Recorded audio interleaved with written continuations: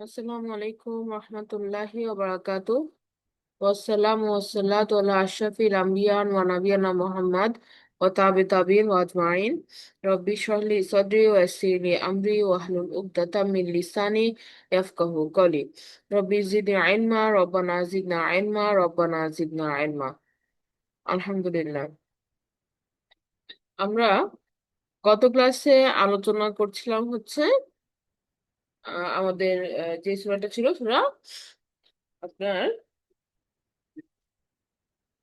Last ক্লাসে আমরা তথ্যটা আলোচনা করলাম সূরা আল বাইয়িনা ছিল আপু। আল বাইয়িনা। জি, হ্যাঁ, ওইটার আজকে রেকর্ডটা দিন নাই আপু, ওইটা দিয়েন। জি সূরা আল আসসালামু বাইয়িনা আলাইকুম, সালাম দিন আপু। আলোচনা করেছিলাম।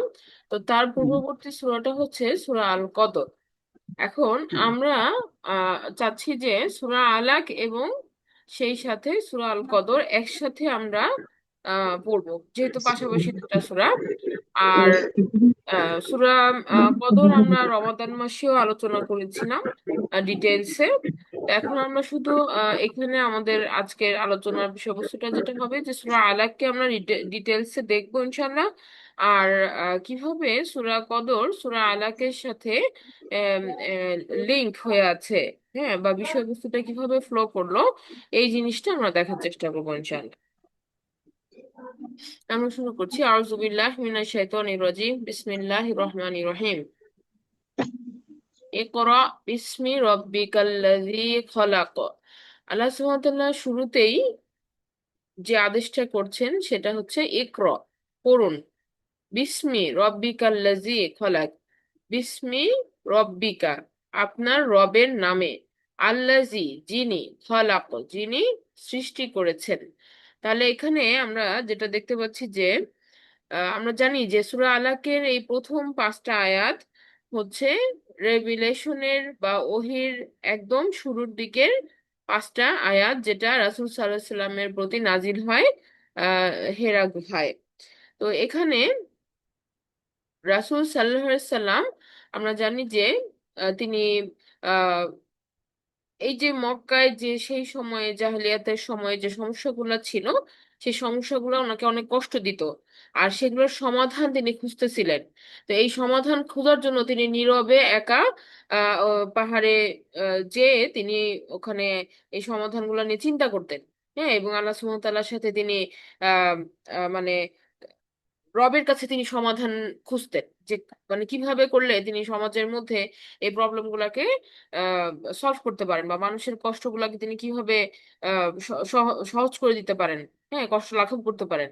তো এইভাবে যখন তিনি এই গুহার মধ্যে ধ্যানরত অবস্থায় ছিলেন, বা তার যে চিন্তা ভাবনার সময়টার মধ্যে তিনি ছিলেন, সেই সময়ে একদিন জিব্রাইল আলাইহিস সালাম আল্লাহ রাসূল সাল্লাল্লাহু আলাইহি সাল্লামের কাছে এই ওহী নিয়ে নাজিল হন, এবং তিনি এই প্রথম 5টা আয়াত তার প্রতি রিড আউট করেন। তো প্রথমে যখন তাকে বলা হচ্ছিল যে ইকরা, আপনি পড়ুন, উনি বলতেছিলেন যে মা আনাবি করি, আমি তো পড়তে পারি না, আমি তো পড়তে পারি না। হ্যাঁ, কারণ আমরা জানি যে রাসূল সাল্লাল্লাহু আলাইহি সাল্লামকে আল্লাহ সুবহানাহু ওয়া তাআলা এমন জায়গা থেকেই রাসূলকে দিয়েছেন যেখানে পড়াশোনার কিন্তু এই যে ট্রেডিশনাল যে পড়াশোনা সেই ব্যবস্থাপনাটা ছিল না। হ্যাঁ, আরবের বুকে সেই ব্যবস্থাপনাটা ছিল না, এবং তারা মুখে মুখে ভাষার চর্চা করতো, কিন্তু তাদের কোনো লাইব্রেরি, বই খাতা, লেখার যে প্র্যাকটিস, এগুলা প্রচলন ছিল না। তো সেই ক্ষেত্রে ওই সমাজের সকলেই ওরকম ছিল, রাসূল সাল্লাল্লাহু আলাইহি সাল্লামের ক্ষেত্রেও এই একই জিনিস প্রযোজ্য ছিল যে তিনি উম্মি ছিলেন। আল্লাহ রাসূলকে আল্লাহ সুবহানাহু ওয়া তাআলা নিজে এভাবে বলেছেন যে তিনি উম্মি ছিলেন। উম্মি মানে হচ্ছে যিনি লেখাপড়ায় পারদর্শী নন। তাহলে আল্লাহ রাসূলকে যখন বলা হচ্ছে আপনি পড়ুন, রাসূল সাল্লাল্লাহু আলাইহি সাল্লাম বলতেছেন যে মা আনাবি করে, আমি তো পড়তে পারি না। তো এইভাবে করে কয়েকবার বলার পরে জিবরাইল আলাইহিস সালাম রাসূল সাল্লাল্লাহু আলাইহি সাল্লামকে চেপে ধরেন। হ্যাঁ, এবং আহ, আল্লাহ রাসূল তারপরে এটা পড়ার সামর্থ্য আহ, তিনি পান, এবং আহ, এই আয়াতটা মানে তার মধ্যে তখন আর বুকের মধ্যে এটা লিখিত হয়। হ্যাঁ, আমরা জানি যে রাসূল সাল্লাল্লাহু আলাইহি সাল্লামের বুকের ভিতরে কিন্তু কোরআনের আয়াতগুলা আহ প্রতিষ্ঠিত হয়। তো এই সময়টাতে রাসূল সাল্লাল্লাহু আলাইহি সাল্লাম জিবরাইল আলাইহিস সালামকে স্বচক্ষে দেখেছেন। স্বচক্ষে মানে একটা পাহাড়ের উপর থেকে আমরা যখন নিচের দিকে তাকাই, তখন আমরা কিন্তু কি জমিনটাকে অনেক ক্ষুদ্র দেখি আর আকাশটাকে অনেক বিশাল দেখি। তো একই রকম ভাবে রাসূল সাল্লাল্লাহু আলাইহি সাল্লাম কিন্তু এই বিশাল আকাশে এই জিবরাইল আলাইহিস সালামকে তার প্রকৃত রূপে দেখেছেন। হ্যাঁ, যেটা আল্লাহ সুবহানাহু ওয়া তাআলা অন্য সূরাতেও একই কথা বলেছেন যে তিনি তাকে দেখেছেন তার প্রকৃত রূপে। প্রকৃত রূপটা কিরকম? জিবরাইল আলাইহিস সালামের প্রকৃত রূপটা হচ্ছে তিনি 600 ডানা সম্মিলিত এবং অনেক শক্তিশালী একজন মালাইকা তিনি। তার যে মানে তার তার এক প্রান্ত থেকে আকাশের আকাশের পুরাটাই ভরে গিয়েছিল। হ্যাঁ, তার ফুল ফর্মটা যখন রাসূল সাল্লাল্লাহু আলাইহি সাল্লামের বর্ণনাতে যেটা পাওয়া যায় যে পুরো আকাশটা জুড়েই তিনি জিবরাইল আলাইহিস সালামকে দেখেছিলেন। তো তো তখন স্বাভাবিকভাবে তিনি অত্যন্ত ভয় পেয়ে যান। এবং আমরা জানি এর পরবর্তী ঘটনাটা যে তিনি কাঁপতে থাকেন এবং তিনি বাড়িতে পৌঁছেই খাদিজা রাদিয়াল্লাহু আনহাকে বলতে থাকেন যে আমাকে ঢেকে দাও, আমাকে ঢেকে দাও। হ্যাঁ, তো এই ঘটনাগুলা আমরা কিন্তু এই সূরাটার সাথে এটার যে প্রেক্ষাপট সেটাও কিন্তু আমরা সকলে জানি, এবং তারপর একটু সামারি করে আমরা বললাম। তো আমরা বেশি ডিটেলসে আর গেলাম না, আমরা সূরাটাকে আমরা ওয়ার্ড বাই ওয়ার্ড বোঝার চেষ্টা করতেছি তাই কারণে। তো আমরা এখানে যেটা বললাম যে আল্লাহ সুবহানাহু ওয়া তাআলার প্রথম আদেশটা দেখেন, রেভিলেশন যেটা আমরা বললাম যে আল্লাহর কোরআন যখন নাজিল হইলো প্রথম আদেশটা কি ছিল? যে ইকরা, পড়ুন। তো সেটা আমাদের রাসূল সাল্লাল্লাহু আলাইহি সাল্লামের প্রতি আসছে, একই সাথে আমাদের সকলের জন্য প্রযোজ্য। যে আল্লাহ সুবহানাহু ওয়া তাআলা প্রথম আদেশটা কিন্তু কি করলেন? আল্লাহ বললেন না যে সেজদা করেন, আল্লাহ বললেন না যে আহ আল্লাহর প্রশংসা করতে, আল্লাহ সুবহানাহু ওয়া তাআলা বললেন না যে অন্য অন্য কোনো আদেশ আল্লাহ সুবহানাহু ওয়া তাআলা কিন্তু দিলেন না। সূরা ফাতিহাতেও আমরা দেখি যে আমরা কিন্তু আল্লাহ সুবহানাহু ওয়া তাআলার প্রশংসা দিয়ে শুরু করছি, কিন্তু এখানে আল্লাহ সুবহানাহু ওয়া তাআলা ওহির প্রথম যে বাক্য রাসূল সাল্লাল্লাহু আলাইহি সাল্লামকে দিলেন সেটা হচ্ছে পড়ুন।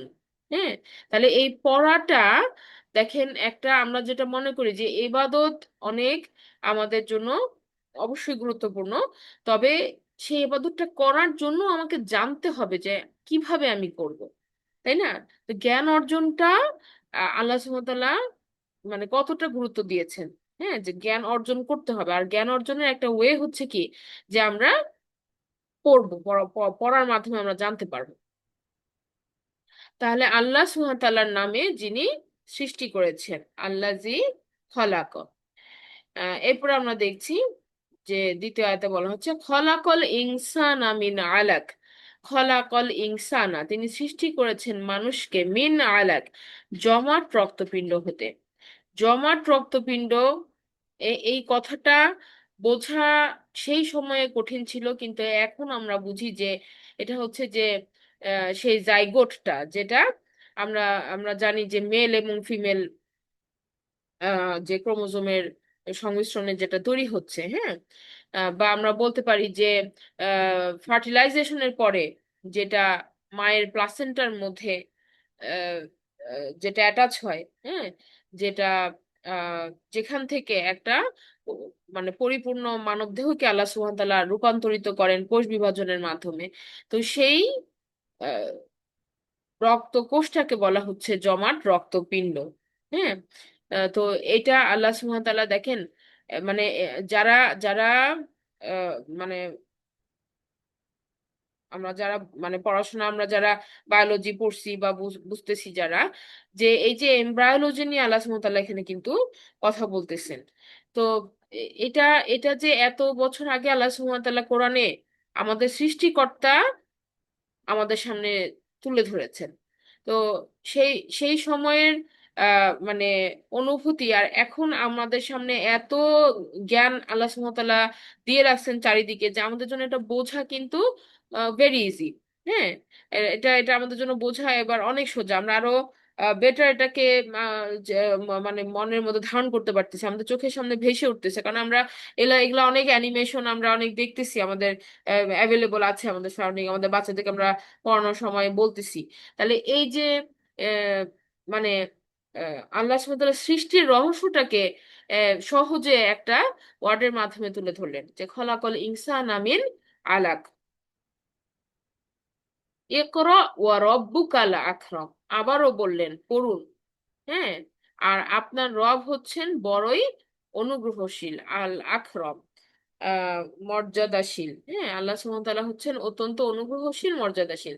তাহলে আবারও পড়তে বললেন রবের নামে। তাহলে 1 নম্বর আয়াতেও পড়তে বললেন রবের নামে, 2 নম্বর আয়াতে বললেন যে তিনি সৃষ্টি করেছেন, 3 নম্বর আয়াতে আবারও বললেন যে আম, পড়েন আপনার রবের নামে যিনি অত্যন্ত অনুগ্রহশীল, যিনি মহিমান্বিত।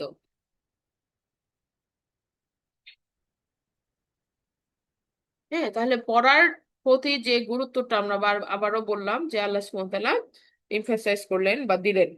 এরপরে বলা হচ্ছে আল্লাযী আল্লামা বিল কলাম, তিনি শিখিয়েছেন কলম দিয়ে। কলমের যে গুরুত্ব এখানে আল্লাহ সুবহানাহু ওয়া তাআলা সেটা তুলে ধরেছেন, যে তিনি শিখিয়েছেন কলম দিয়ে। এখন আমরা জানি যে আল্লাহ সুবহানাহু ওয়া তাআলার একটা বই আছে, যে বইয়ে সমস্ত কিছু লিপিবদ্ধ আছে। তো যে কোনো কিছু লিখতে হলে আপনার কি লাগবে? কলম লাগবে। এখন কলমের ভ্যারিয়েশন আছে, সেটা আমাদের বোঝা কোনো সমস্যা নাই। মানে উদ্দেশ্য যেটা, সেটা হচ্ছে কি, যে এটা দিয়ে লেখা যায়, এটাই কলম। যেটা দিয়ে লেখা যায় সেটাই কলম। এটা এখন এটা হোক আপনার কলমের ওই যে কালি দিয়ে লিখতো আগের সময়ে, সেটা হোক, অথবা আমাদের বল পেন কলম হোক, সেটাতে কোনো সমস্যা নাই। এভরি পেন, প্রত্যেকটা কলমই এখানে কিন্তু একইভাবে আল্লাহ সুবহানাহু ওয়া তাআলা মানে আহ, আমরা বলতে পারি যে ইকুয়াল, এদের উদ্দেশ্যটা একই, যে লিখতে পারাটা। তা এখন লেখা তো মানুষ ভালোও লেখে, মন্দও লেখে, কিন্তু আল্লাহ সুবহানাহু ওয়া তাআলা বলতেছেন যে এই যে মানুষের যে লার্নিং প্রসেস, এই লার্নিং প্রসেসের মধ্যে এই কলমটা একটা বড় গুরুত্বপূর্ণ ভূমিকা পালন করে। আচ্ছা, দ্বিতীয়ত হচ্ছে যে আমরা যে একটা জেনারেশন থেকে আরেকটা জেনারেশনে ইনফরমেশন ট্রান্সফার হয়, এটাও কিন্তু এই লিখিত হওয়ার মাধ্যমেই হয়। তাই না? যে একটা মনে করেন যে অনেক আগের একটা ইতিহাস একটা কোথাও লিপিবদ্ধ আছে, সেখান থেকে মানুষ জানতে পারতেছে একটা একটা ইনফরমেশন, একটা আবিষ্কার, একটা কোনো আহ, আহ, আপনার গবেষণা, হ্যাঁ, বা একটা কোনো কারো একটা যে তার জ্ঞান, হ্যাঁ, জ্ঞানলব্ধ যেই তার ভাবনা চিন্তা, এগুলাকে মানুষ কি করেছে? ডকুমেন্ট করেছে, লিখিত করেছে। হ্যাঁ, এবং সে মারা যাবার পরও এই বইগুলা কিন্তু ফ্লো করছে পরবর্তী পরবর্তী জেনারেশন গুলাতে। আর আমাদের একটা মানুষের পক্ষে সম্ভব না যে যে সে নিজে একা স্টার্ট থেকে শুরু করে শেষ পর্যন্ত কমপ্লিট করে তার জার্নি শেষ করবে। মানুষের হায়াতকাল তো আল্লাহ সুবহানাহু ওয়া তাআলা লিমিট করে দিছেন, কিন্তু মানুষ এই জ্ঞান বিজ্ঞানের প্রসার ঘটাই এই চারিদিকে সমস্ত উন্নয়ন করতে পারছে কিভাবে? কারণ সে পূর্ববর্তীদের জ্ঞানকে অল্প সময়ে আহরণ করেছে, জ্ঞান অর্জনের মাধ্যমে, পড়ার মাধ্যমে। আর এই পূর্ববর্তী জ্ঞানগুলা লিপিবদ্ধ হয়েছে কলমের মাধ্যমে। হ্যাঁ, সো এটা কি আল্লাহ সুবহানাহু ওয়া তাআলা আমাদেরকে এই যে প্রসেসটা ধরাই দিলেন, যে আল্লাজি আল্লামা বিল কলাম, তিনি শিখিয়েছেন কলম দিয়ে। এরপর বলা হচ্ছে যে আল্লামাল ইনসানা মা লাম ইয়ালাম, তিনি শিখিয়েছেন মানুষকে এমন জ্ঞান যা সে জানতো না। আমরা জানি যে জ্ঞানের 2টা রূপ।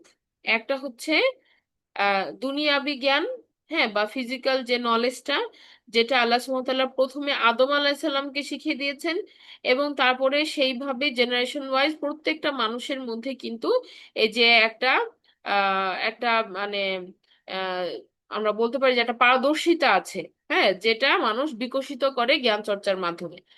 আর তখনই মানুষ কি করে? মানুষ বিভিন্ন জিনিসকে বুঝতে পারে, আবিষ্কার করে, চিন্তা করে। এগুলা হতেছে আল্লাহ সুবহানাহু ওয়া তাআলার দেওয়াই প্রদত্ত জ্ঞান, আদম আলাইহিস সালামের থেকে ফ্লো হয়ে হয়ে মানুষের মধ্যে সময়ে সময়ে এটা বিকশিত হয়েছে।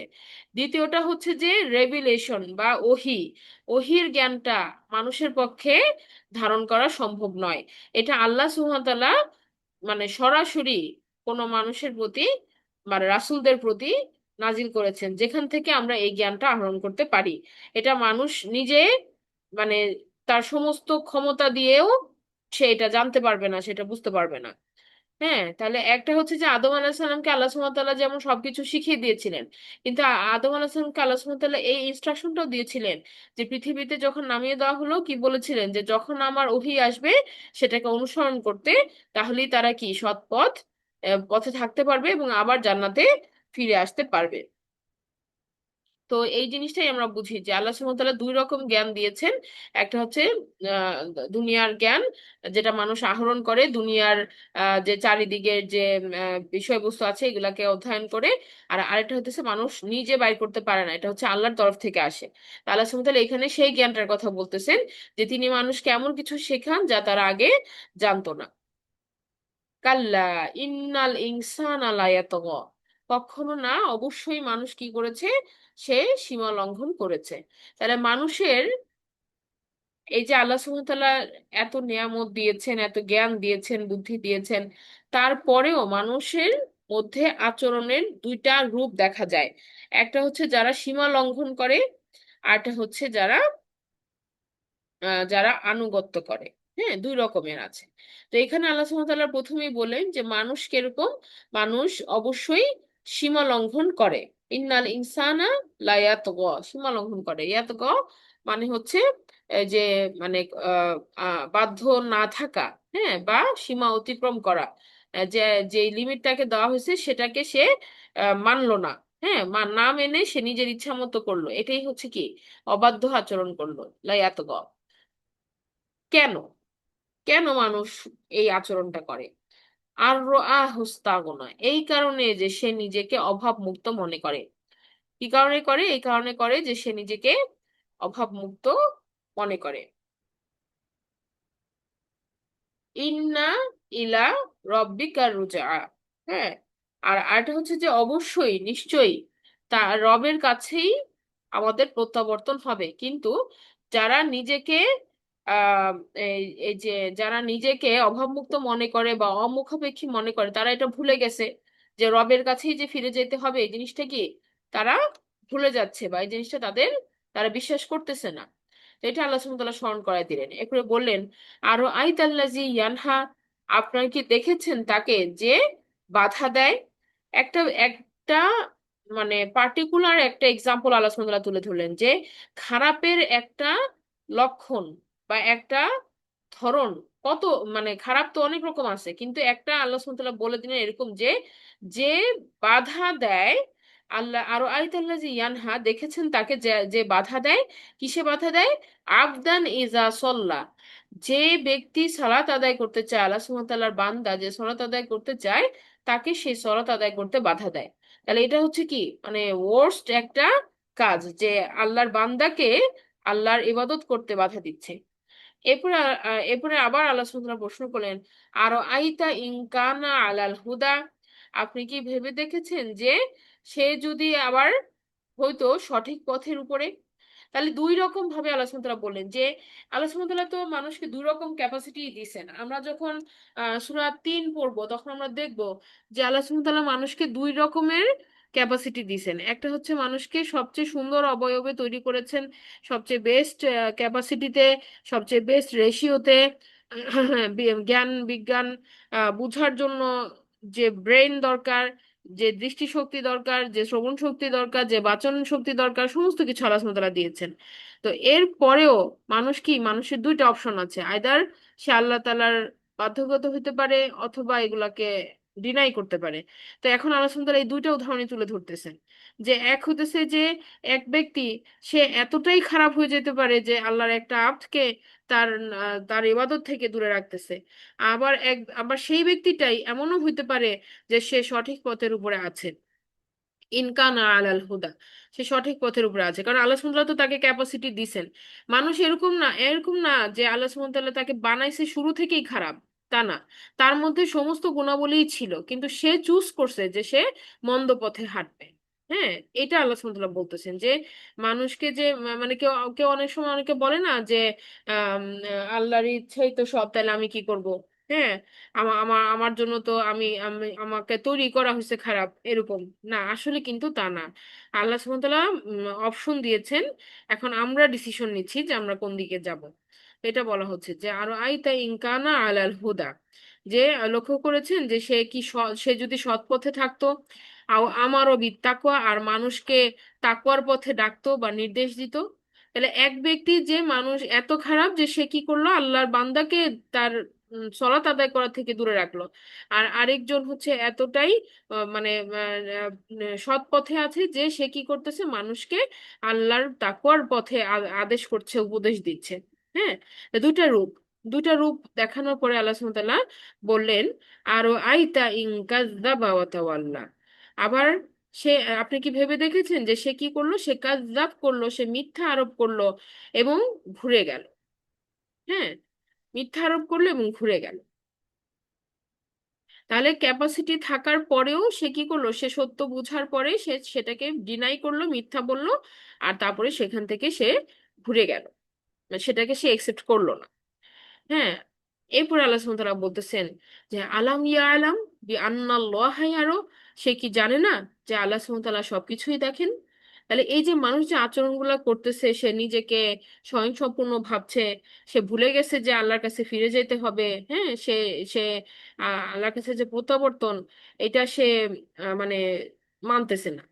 হ্যাঁ, এবং এই যে সে সব বুঝার পরেও সে সত্যকে অস্বীকার করলো এবং ফিরে গেল। তো এত কিছু যে সে করতেছে, সে কি এটাও ভুলে গেছে যে এই সব কিছু তার কর্ম আল্লাহ সুবহানাহু ওয়া তাআলা দেখতেছেন? আলাম ইয়া আলাম বি আন্নাল্লাহ ইয়ারা, সে কি এটা জানে না যে আল্লাহ তার সবকিছু দেখতেছেন? তো এখানে এই এই যে এই পর্যন্ত যখন বলা হইলো, তো এখানে একটা ব্যাপার আছে যে কার কথা বলা হচ্ছে। আমরা জানি যে রাসূল সাল্লাল্লাহু আলাইহি সাল্লামকে সেই সময়ে অনেক বেশি বিরোধিতা করছিল হচ্ছে কে? একটা হচ্ছে যে আপনার আল্লাহ আল্লাহ রাসূল সাল্লাল্লাহু আলাইহি সাল্লাম আল্লাহ সুবহানাহু ওয়া তাআলার কাছে দোয়া চাইছিলেন। হ্যাঁ, দোয়া চাইছিলেন এরকম যে আহ দোয়া চাইছিলেন এইভাবে যে আল্লাহ, দুইজন ওমরের মধ্য থেকে একজনকে আপনি ইসলামের জন্য কবুল করেন। হ্যাঁ, দুইজন ওমরকে, একজন হচ্ছেন যিনি আমরা আমরা ওমর রাদিয়াল্লাহু আনহু হিসেবে যাকে চিনি, খলিফা হয়েছিলেন যিনি। আর আরেকজন হচ্ছে কে? আরেকজন হচ্ছে আপনার আহ তার নামটা ভুলে গেলাম। বলেন তো আরেকজন কে ছিল? আপা আবু জাহেল। হ্যাঁ, হ্যাঁ, আবু আবু জাহেলের কথাই বলা হয়েছে যে তার আরেকটা নাম ছিল আপনার ওমর। কিন্তু মানে আবু জাহেল বলা হয় এই কারণেই যে সে অজ্ঞদের মতো কাজ করে। হ্যাঁ, সে সব তার এটা একটা টাইটেল। আবু জাহেল কথাটার অর্থ কি? যে অজ্ঞ। হ্যাঁ, অজ্ঞদের ন্যায়। কিন্তু ওটা একটা উপাধি, তার ওটা তার আসল নাম নয়, বা ওটা তার ইয়া ছিল না। তো এরকম যে এই দুইজন, এই দুইজনই খুবই মানে পটেনশিয়াল ছিল, এই দুইজনই অনেক পটেনশিয়াল ছিল। এই এদের এদের এদেরকে যদি ইসলামের ছায়াতলে আনা যাইতো, তাহলে কি হইতো যে ইসলামের ইসলাম শক্তিশালী হইতো। হ্যাঁ, সেই সময়ে যে যেই অবস্থাটা ছিল তার পরিবর্তনের জন্য এই শক্তিশালী বলতে কি বুঝাইতেছে, একটা হতেছে যে দৈহিকভাবে শক্তিশালী, আর একটা হতেছে যে আপনার আহ মানে politically important person. Politically important person, যার যার ইসলাম গ্রহণ করাতে বাকিরা একটা প্রোটেকশন পাবে। হ্যাঁ, এরকম একজন পার্সন। তো আল্লাহ সুবহানাহু ওয়া তাআলার কাছে যখন রাসূল সাল্লাল্লাহু আলাইহি সাল্লাম চাইলেন যে ইসলামকে শক্তিশালী করার জন্য দুইজন ওমরের একজনকে, তার মানে দুইজনই পটেনশিয়াল ক্যান্ডিডেট ছিল। দুজনেরই ওই সক্ষমতা ছিল যে তারা ভালোর পথে মানুষকে ডাকবে। কিন্তু আল্লাহ সুবহানাহু ওয়া তাআলা যে ওমর রাদিয়াল্লাহু আনহুকে একসেপ্ট করলেন, কিন্তু অপরজনকে করলেন না। তো এরপরে আমরা আরেকটা দেখতেছি যে আহ যে আল্লাহ সুবহানাহু আরেকটা বর্ণনা দিচ্ছেন যে কাল্লা লা ইল্লাম ইয়ানতাহি লা নাসফাআম বিন নাসিয়া। হ্যাঁ, এখানে একটা ঘটনা হচ্ছে যে রাসূল সাল্লাল্লাহু আলাইহি সাল্লাম কাবা ঘরের কাছে নামাজ আদায় করতেছিলেন। তো এই সময় আবু জাহেল তার তার যে গ্যাং বা তার যে অনুসারী তাদেরকে নিয়ে তারা কি করলেন যে রাসূল সাল্লাল্লাহু আলাইহি সাল্লামকে আহ নামাজ থেকে বিরত রাখার জন্য আম, সচেষ্ট হয়ে গেল। হ্যাঁ, এবং ওইখানে তারা এমন ভাবে শোরগোল করতেছিল এবং রাসূল হাসানকে ধমক বা মানে কথা দিয়ে বিরত রাখার চেষ্টা করতেছিল। তো এবার এবার সে মানে এই যে তার যে অ্যাপ্রোচটা, সে চাইতেছিল যে রাসূল হাসানের কাছে যে তাকে ফিজিক্যালি ক্ষতিগ্রস্ত করবে। হ্যাঁ, মানে গায়ে হাত দিয়ে ক্ষতিগ্রস্ত করবে। তো এইটা যখন সে আগায় গেল, তখন আল্লাহ সুবহানাহু ওয়া তাআলা কিন্তু তাকে একটা নিদর্শন দেখাইলো। এই নিদর্শনে সে এমন কিছু দেখলো যে ভয়ে তার চেহারার রং পরিবর্তন হয়ে গেল, এবং সে ওইখান থেকে মানে পেছনের দিকে হটে গেল। আর এই জিনিসটা তার সঙ্গী সাথীরা ওখানে আশেপাশে দাঁড়ায় থেকে দেখছে, এবং দেখার পরে মানে ওরা মানে বুঝতেছিল যে ও এমন কিছু দেখছে যে ওর চেহারার রং পরিবর্তন হয়ে গেছে, ও লাল হয়ে গেছে। হ্যাঁ, তো তো এই যে ব্যাপারটা যে কি ছিল, হ্যাঁ কি দেখেছিল। তো এখানে বলা হয় যে আল্লাহ সুবহানাহু ওয়া তাআলা রাসূল সাল্লাল্লাহু আলাইহি সাল্লামের প্রোটেকশনের জন্য মালাইকা নামায় দেন বা ফেরেশতা নামায় দেন, এবং সেই ফেরেশতারা ছিল আযাবের ফেরেশতা। হ্যাঁ, তো এই আযাবের ফেরেশতারা একটা ব্যারিয়ারের মতো দাঁড়ায় যায় এই আবু জাহেল এবং রাসূল সাল্লাল্লাহু আলাইহি সাল্লামের মাঝখানে, এবং তার ভয়াবহ রূপটা আবু জাহেল দেখতে পায়। তো তখন সে পেছনের দিকে ফিরে আসে। হ্যাঁ, তো এই যে তার আহ, আহ, মানে এবং সে যদি ওই সময় না থামতো, হ্যাঁ আবু জাহেল যদি ওই সময় না থামতো, তাহলে তার উপরে আযাব হয়ে যেত আর কি, এরকম একটা সিচুয়েশন ওখানে ছিল। তো এটাকে আল্লাহ সুবহানাহু ওয়া তাআলা উল্লেখ করে বলতেছেন যে কাল্লা লা ইল্লাম ইয়ানতাহি লানাসফাআম বিন নাসিয়া। সাবধান, হ্যাঁ কাল্লা সাবধান, অবশ্যই সে যদি বিরত না হয়, হ্যাঁ লা ইল্লাম ইয়ানতাহি সে যদি বিরত না হয়, লানাসফাআম বিন নাসিয়া আমরা অবশ্যই অবশ্যই আমরা কি করব, টানবো, তার সামনের চুল ধরে তাকে টেনে নেওয়া হবে। মানে ওই যে আল্লাহ সুবহানাহু ওয়া তাআলা তো মালাইকা নামাই দিছেন অলরেডি। হ্যাঁ, এবং এই তারা কি করতে হলে তারা তার মাথার চুলের সামনের অংশটা, ফোরহেড যেটা আমরা বলি, এটা ধরে টান দিত। তো এইটা কেন, এটা কেন সামনের অংশ ধরে টান দিত, এভাবে কেন বলা হলো? হ্যাঁ, কারণ হচ্ছে যে এটা রিসেন্ট আপনারা দেখবেন যে গবেষণায় আসে, মানুষ এটা মানে বের করতে পারছে যে মানুষের যখন মিথ্যা বলার প্রবণতাটা আসে, তখন এই মিথ্যা বলার জন্য তাকে একটা যুক্তি দাঁড় করাইতে হয়। হ্যাঁ, যুক্তি দিয়ে সে মিথ্যা বলে। তো এইটা থিঙ্কিং প্রসেসটা হয় হচ্ছে ফ্রন্টাল লোবে। মানুষের এই যে সামনের চুলগুলা যেখানে থাকে, কপালের পেছনে যে যে অংশটা ব্রেনের, এই জায়গাটাতে মানুষ এই মিথ্যাটাকে প্রসেস করে। আর আল্লাহ সুবহানাহু ওয়া তাআলা ঠিক ওই জায়গাটা কি ধইরা টান দিবেন বলতেছেন। কারণ তার আগের রাতে আমরা দেখতেছি যে সে কি করছে, সে কাযযাবা করছে এবং ঘুরে গেছে, ওয়াতাওয়াল্লা করছে। তো এই মিথ্যা বলার যে প্রসেসিং এর জায়গাটা, মাথার মধ্যে যে জায়গাটা, এই জায়গাতে চুলগুলা ধরে টান দেওয়া হবে তাকে। এটা আল্লাহ সুবহানাহু ওয়া তাআলা বলেন যে কাল্লা লা ইল্লাম ইয়ানতাহি লানাসফাআম বিন নাসিয়া, তার সামনের চুল ধরে টানা হবে। আরটা হচ্ছে যে মানুষের সামনের অংশের এই চুলটা হচ্ছে কি তার একটা সম্মান। হ্যাঁ, একটা সম্মান। এবং এভাবে টানা মানে হচ্ছে কি তাকে অপমানিত করা। তো এখানে সে অপমানিত হবে, এটাই বলা হচ্ছে। হ্যাঁ, তো অপমানিত করা হবে এভাবে, আর যদি সে বিরত না হয় তাহলে। নাসিহাতিন কাযিবাতিন খতিয়া। হ্যাঁ, সামনের চুল টানবো মিথ্যুকের এবং পাপীর।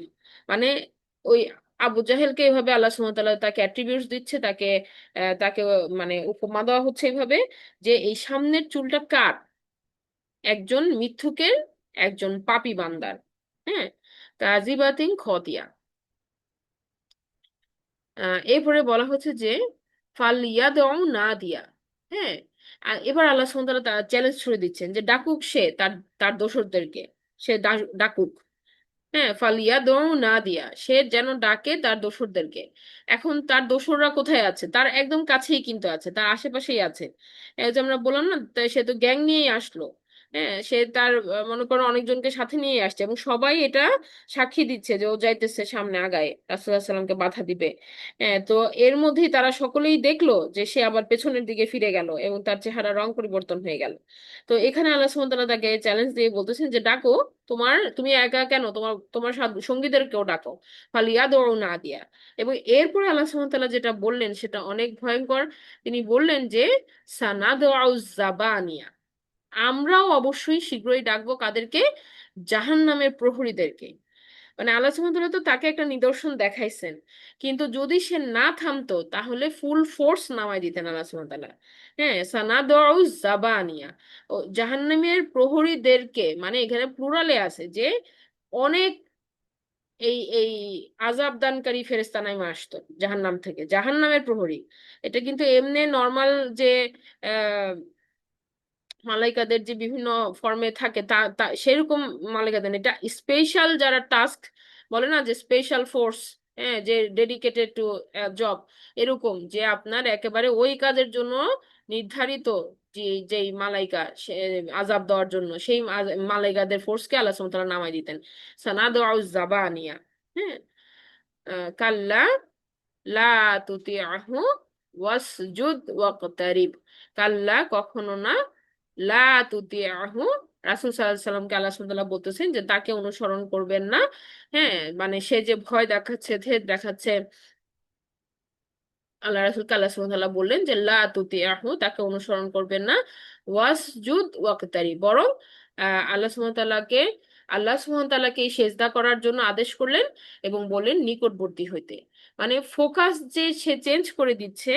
হ্যাঁ, তো এটাই আল্লাহ রাসূলকে আল্লাহ সুবহানাহু ওয়া তাআলা শিখাচ্ছেন যে ওই দিকে মনোযোগ না দিয়ে আল্লাহ সুবহানাহু ওয়া তাআলার নিকটবর্তী হইতে সেজদার মাধ্যমে। ওয়াসজুদ ওয়াকতারিব, এটা একটা সেজদার আয়াত, যে আল্লাহ সুবহানাহু ওয়া তাআলা আদেশ করতেছেন রাসূল সাল্লাল্লাহু আলাইহি সাল্লামকে এবং সেই সাথে যিনি পড়তেছেন তাকেও, যে সেজদা করুন এবং নিকটবর্তী হন। ওয়াসজুদ ওয়াকতারিব। আচ্ছা, তো এখানে আমরা আহ, যেটা দেখলাম যে যে আমরা যদি একটু সামারি করি যে এই সূরাটার তাহলে দুইটা অংশ। প্রথম অংশে আল্লাহ সুবহানাহু ওয়া তাআলা যে মানুষ সৃষ্টির কথা বললেন, মানুষকে আদেশ করলেন পড়ো, প্রথমে বললেন পড়ো, পড়া কথাটা দুইবার আসছে। এবং এই যে আহ আহ মানুষকে তিনি তৈরি করেছেন, এটাও কিভাবে তৈরি করেছেন দুইবার আসছে। এবং আল্লাহ সুবহানাহু ওয়া তাআলা আহ, মানে আমাদেরকে যে জিনিসটা বলতে চাইছেন যে এই এই পড়ার এবং মানুষের সৃষ্টির একটা উদ্দেশ্যই হচ্ছে কি, যে সে জ্ঞান আহরণের মাধ্যমে সে সঠিক পথে থাকবে। এই যে সৃষ্টির কথাটা কেন বললেন পড়ার সাথে, আবার সৃষ্টির কথা বললেন, এই রবকে এই রবের নামে পড়তে বললেন যিনি সৃষ্টি করেছেন, তাহলে রব, রব কথাটা উল্লেখ করলেন। হ্যাঁ, আল্লাহ সুবহানাহু ওয়া তাআলা এখানে যেমন আমরা সূরা ফাতিহাতে আমরা দেখি যে আলহামদুলিল্লাহি রাব্বিল আলামিন, সরাসরি আল্লাহ সুবহানাহু ওয়া তাআলা তার নামকে প্রকাশ করেছেন। কিন্তু এখানে তিনি বললেন যে সেই রবের নামে পড়েন যিনি আপনাকে সৃষ্টি করেছেন। হ্যাঁ, তো রব কথাটাকে মেনশন করলেন। তো এরকম প্রত্যেকটা জায়গায় এখানে হেকমা আছে, এই সূরাটার মধ্যে অনেক কি আছে, জ্ঞান লুকায়িত আছে। আমরা যদি মানে ডিটেলস আমরা যদি তাদাব্বুর করি, চিন্তা করি, তাহলে আমরা এখান থেকে আরো অনেক অনেক সময় ধরে এখানে আলোচনা আমরা কন্টিনিউ করতে পারবো। তো আমরা যেটা দেখলাম যে প্রথম অংশে একটা কনসেপ্ট এখানে ফ্লো করলো, দ্বিতীয় অংশে আল্লাহ সুবহানাহু ওয়া তাআলা মানুষের একটা আচরণের কথা বললেন যে মানুষের দুই রকম আচরণ, আবার তৃতীয় অংশে একটা পার্টিকুলার ব্যক্তিকে আল্লাহ সুবহানাহু ওয়া তাআলা কিন্তু এই এই আচরণের উপরে, অন্যায় আচরণের উপরে আছে এরকম এক ব্যক্তিকে, যে তার আযাব কি হইতে পারে। হ্যাঁ, এই এই কথাটা আল্লাহ সুবহানাহু ওয়া তাআলা কিন্তু সরাসরি বললেন। আর এই ধরনের সমস্যাজনক ব্যক্তিদের থেকে বেঁচে থাকার উপায়টাও আল্লাহ সুবহানাহু ওয়া তাআলা বললেন, যে তাদেরকে আল্লাহ সুবহানাহু ওয়া তাআলা ডিল করবেন, তাদেরকে আল্লাহ সুবহানাহু ওয়া তাআলা স্বয়ং টেক কেয়ার করবেন। আর আমাদেরকে আল্লাহ সুবহানাহু ওয়া তাআলা বলতেছেন যে আমরা যেন আল্লাহ সুবহানাহু ওয়া তাআলা নিকটবর্তী হই সেজদার মাধ্যমে। এটা হচ্ছে আমাদের করণীয়। হ্যাঁ, এবং তাদেরকে অনুসরণ করা যাবে না। হ্যাঁ, তারা যতই জোর জবরদস্তি খাটাক, ভয় দেখাক, বা তারা পাওয়ার এক্সপোজ করার চেষ্টা করুক, হ্যাঁ, এগুলো তো হচ্ছে, তাই না, বিভিন্ন ফর্মে হচ্ছে, বিভিন্ন ওয়েতে হচ্ছে। তো তাদেরকে কোনোভাবেই অনুসরণ করা যাবে না।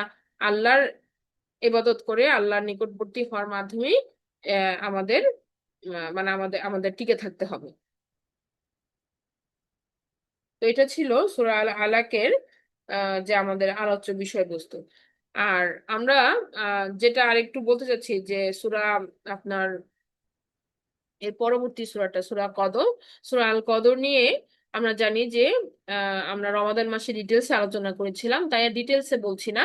শুধু এতটুকু বলছি যে এখানে যে আল্লাহ সুবহানাহু ওয়া তাআলা সূরা কদরের শুরুতে যে এই কথাটা আমাদেরকে বলছেন, বিসমিল্লাহির রহমানির রহিম, ইন্না আনজালনাহু ফি লাইলাতিল কদর, আনজালনাহু, হ্যাঁ নিশ্চয়ই আমরা অবতরণ করেছি বা আমরা নাজিল করেছি এটিকে।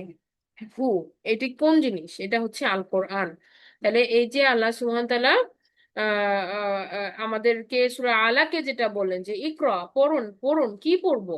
আল কোরআন পড়বো। আবার এখানেও আল্লাহ সুবহান তাআলা বললেন যে কখন সেটা নাজিল হয়েছে, সেটা সময়কাল।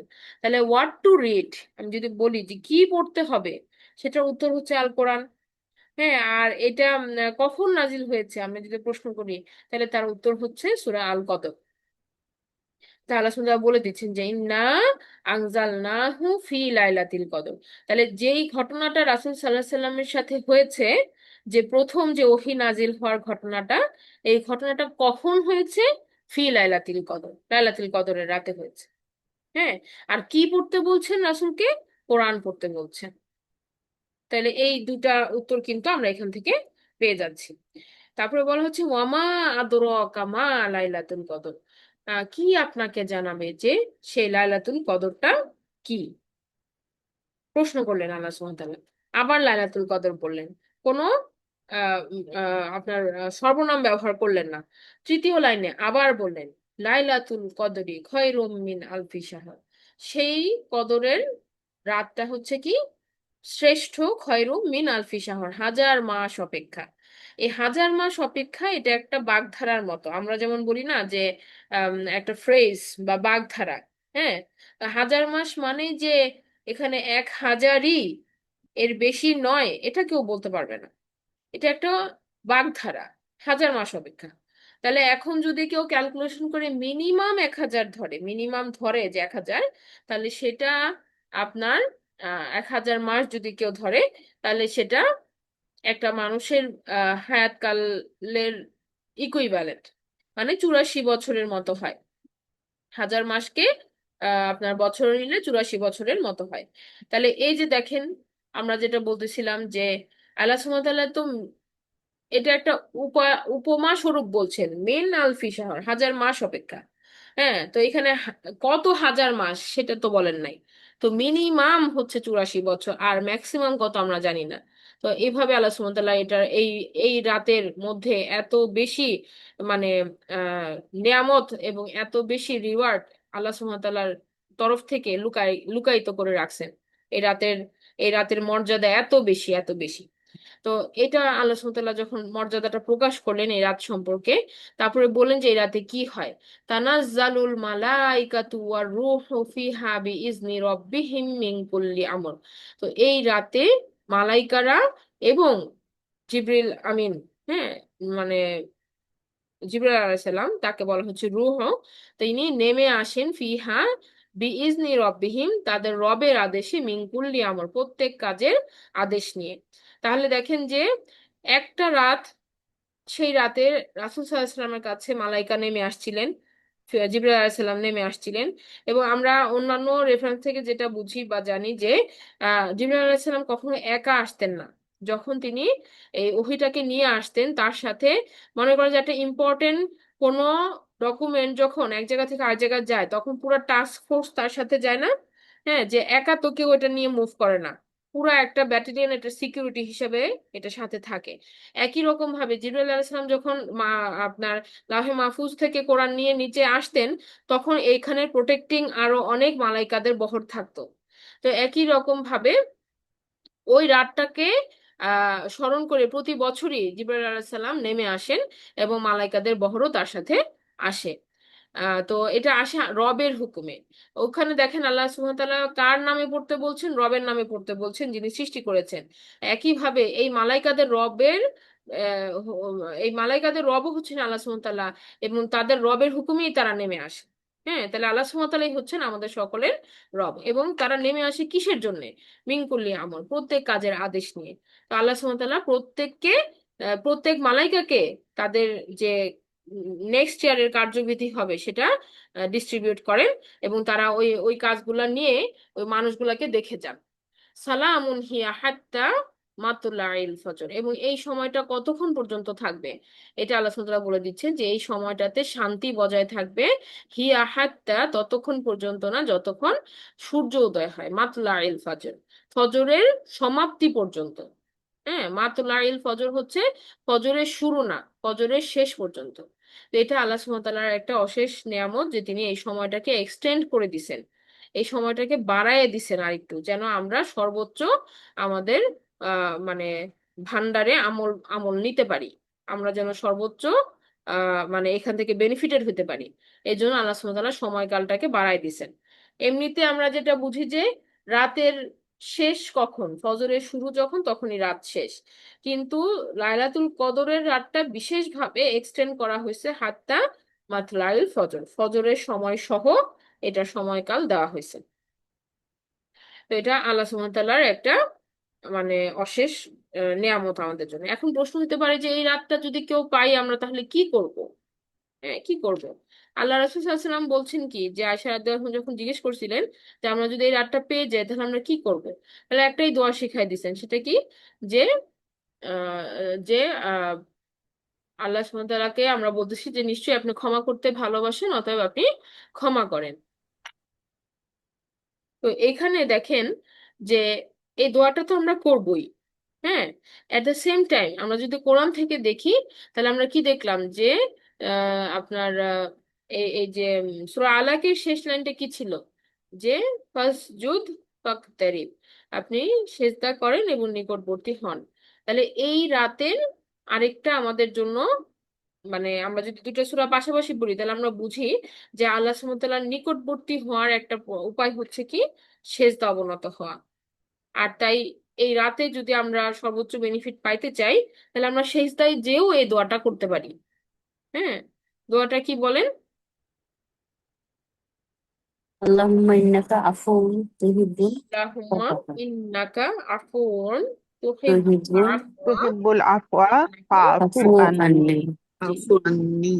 এই দোয়াটা একটাই দোয়া আল্লাহ রাসূল সাল্লাল্লাহু আলাইহি ওয়াসাল্লাম বলছেন, কিন্তু এই দোয়াটার মধ্যে আমাদের সমস্ত কিছু লুকায়িত আছে।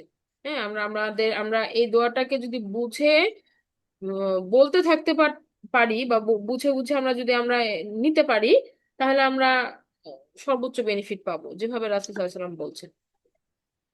তো সেটা হইতে পারে সেজদার যেও। হ্যাঁ, কারণ সবচেয়ে নিকটবর্তী হওয়ার রেসিপি আল্লাহ সুবহানাহু ওয়া তাআলা বলে দিচ্ছেন কি? সূরা আলাকে।